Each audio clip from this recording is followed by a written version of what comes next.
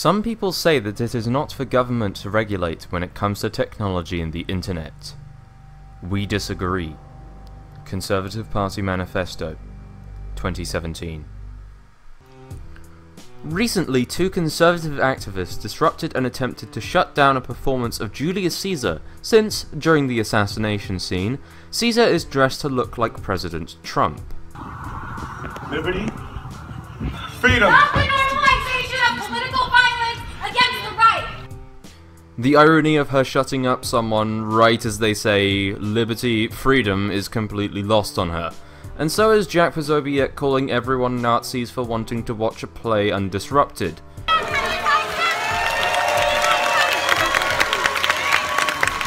You are all Goebbels!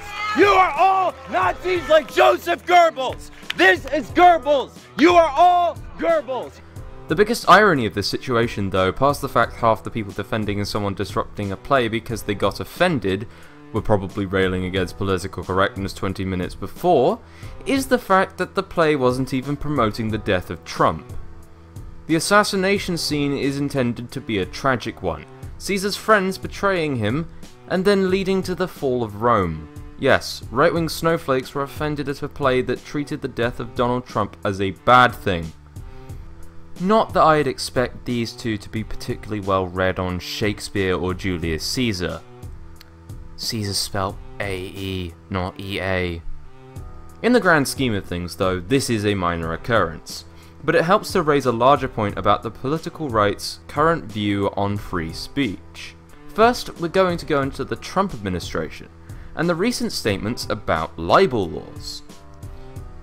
Donald Trump has made some infamous comments on libel, likely due to his ineffectual attempts at lawsuits against Bill Maher for making a joke about him, and a satirical news article on The Onion about him.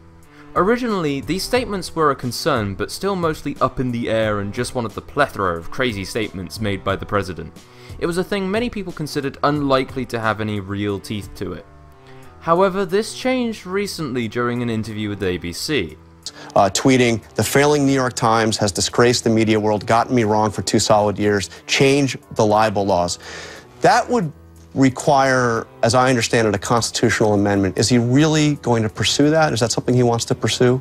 I think it's something that we've looked at, and how that gets executed or whether that goes anywhere is a different story. White House Chief of Staff Reince Priebus is admitting that the Trump administration is looking into changing the Constitution so that they can start regulating the media. The fact they're even looking into this is concerning. But it gets better, because in the UK, it's even more extreme. We cannot allow this ideology the safe space it needs to breed. Yet that is precisely what the internet and the big companies that provide internet-based services provide. We need to work with allied democratic governments to reach international agreements that regulate cyberspace to prevent the spread of extremist and terrorism planning. And we need to do everything we can at home to reduce the risks of extremism online. The Conservative Party has been trying to take control over the internet for a while now. Normally under the guise of anti-extremism measures, Theresa May has carried on from David Cameron's attempts at authoritarian control of the internet. The first part of May's eventual move into dictatorship is the Snooper's Charter, which gives, among other things, over 48 different organizations the ability to search what websites you visited for the last year without a warrant. This is now law, which means any one of those groups, including the Department for the Economy and the Food Standards Agency, can now peek into your browsing habits whenever they deem necessary. Yeah, that's kind of worrying.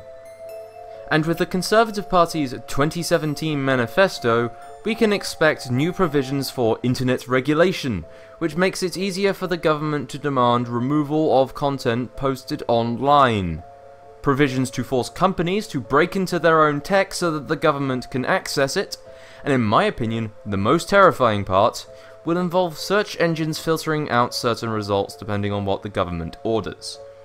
This one scares me the most because outright removing content is something people will hear about or see happen. That will be somewhat possible to track. Filtering out results from search engines though? That's almost invisible. It's the difference between banning someone and shadow banning. In some cases, it's indistinguishable from things simply not getting traction, which means you won't even know it's happening. Is this the worst thing if it were to apply to purely ISIS propaganda? Maybe not. However, I don't think that's all the Tories are going to extend it to. Their manifesto also mentions the banning of certain forms of pornography and other quote-unquote extremist content. So as much as I wouldn't shed any tears over ISIS getting banned on the internet, I don't really trust a vicar's daughter whose naughtiest admitted act is running through fields of wheat to determine what kind of pornography is too degrading for people to watch. And nor do I think a party that's becoming ever more unpopular is really one I trust with the power to censor and shadow ban political dissenters, especially since they aren't exactly winning the popularity contest online. And I'm sure it's entirely coincidental that the Tories have been trying to paint Jeremy Corbyn and his supporters as terrorist sympathisers, right while they're promoting censorship as a way to curb terrorism. This is only scratching the surface of right-wing moves towards censorship, and I will be talking about this more. So if you really care about free speech, then the Conservative Party and the Trump administration are your enemies. Patreon is currently my only source of income, so a massive thank you to everyone who contributes to this channel. You are literally the only reason I'm capable of eating right now. So as always, thank you to Joe Snyder, Christopher Komori, Dazafrak, Paul Twatson, AH, Jordan at the Screen, Armando Turan Bremont, Jezin, Frederick Gent, Adam Wallin, Joseph Schmidt, Chloe Adams, Pragmatic Progressive, Citation Needed, Buen Mozu, Hirakawa Otain, Robert Law, Feral Kamichi, Violent Vegan, Thomas Hernandez, Paulos Tegean, The Woolly Bumblebee, B. Mr. Farn Fabian.